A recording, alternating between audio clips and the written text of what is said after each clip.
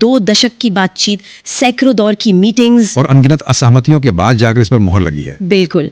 ये डील सिर्फ व्यापार के आंकड़ों का खेल नहीं है, ये आप देखिए 2 अरब लोगों के बाजार और दुनिया की करीब 25% जीडीपी को एक दूसरे से जोड़ती है। के वो दरवाजे जो अब तक बंद थे और वो अदृश्य दीवारें जो अब भी खड़ी हैं। तीसरा, डिजिटल दुनिया की अदृश्य सरहदें यानी डेटा गवर्नेंस। और चौथा जो शायद सबसे जरूरी है, हमारी दवाओं पर अधिकार की लड़ाई। तो चलिए इस कहानी का पहला पन्ना पलटते हैं। कार्बन बॉर्डर एडजस्टमेंट मैकेनिज्म मतलब सीबीएम बातचीत की मेज पर एक बहुत बड़ा कांटा बना हुआ था। हाँ, मुमकिन था। तो इस दीवार को कैसे पार किया गया? क्या ईयू ने अपने नियम बदले? यहीं पर इस डील की पहली परत खुलती है। ईयू ने अपने नियम नहीं बदले, सीबीएम जिसका तस है। अच्छा, हाँ। टैरिफ में भारी कटौती की बात हो रही है। हाँ, लगभग 90% टैरिफ लाइनों को उदार बनाया जा रहा है। तो इसमें दोनों के लिए सबसे बड़ी जीत क्या रही? भारत को क्या मिला?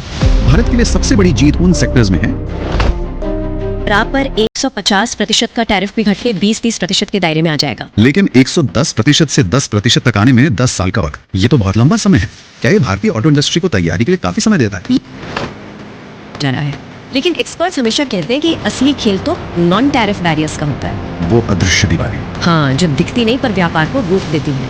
जैसे ईयू के कड़े रास्ता निकाला गया है। सूत्रों के मुताबिक भारत अपने नियमों को ईयू के साथ संरेखित यानी अलाइन करने पर काम कर रहा है, लेकिन अभी तक ईयू आश्वस्त नहीं है। एक तरह का ट्रेड ऑफ किया गया। हाँ, डेटा पर पुलिस आने के सही, लेकिन बदले में ईयू ने भारतीय आईटी प्रोफेशनल्स के लिए अनकैप्ड मोबिलिटी यानी बिना किसी सीमा के आवाजाही की पेशकश की, जिसमें आयुर्वेद योग से जुड़े हजारों फॉर्मुलेशंस दर्ज हैं।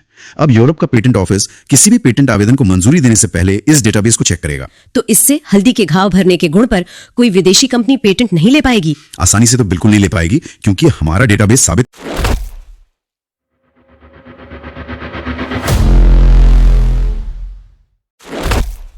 नमस्कार, आज हम भारत और यूरोपीय